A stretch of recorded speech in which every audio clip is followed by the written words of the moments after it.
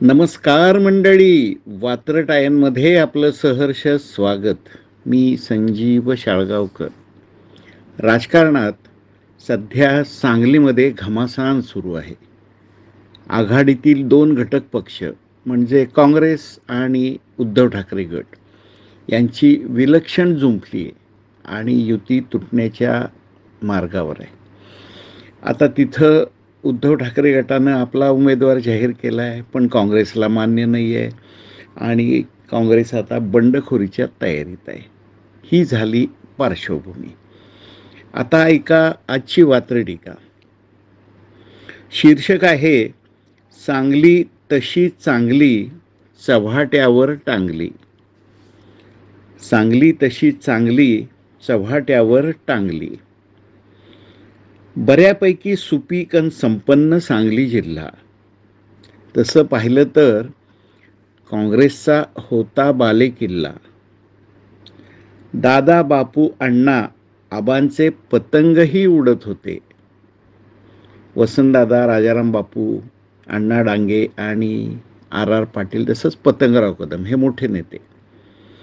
दादा बापू अण्णा आबांचे पतंगही उडत होते. हळदीसह दूध, ऊस, द्राक्षांचे इमले चढत होते. आघाडी धर्म फाट्यावर उबाठानं केलाय दंगा. वंचित पाठोपाठ काँग्रेसबरोबरही घेतलाय पंगा. विशाल का मशाल, पेचात मतदार अडकला. विशाल पाटील का उबाठा गट.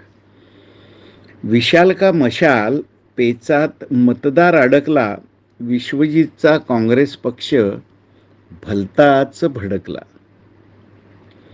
दिल्ली गाठली सगळीकडंच घडी विस्कटलेली. नानापासून खरगे राहुलपर्यंत चर्चा फिसकटलेली. वसंतदादांची सांगली खरं काँग्रेससाठी चांगली.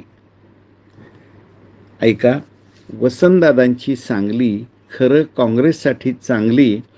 रडत रावताना येऊन थेट चव्हाट्यावर टांगली. तर मंडळी, ही होती आजची वात्रटिका. आवडली असेलच. नेहमीप्रमाणे लाईक करा, मित्रांना शेअर करा आणि सगळ्यांना सबस्क्राईब करायला सांगा.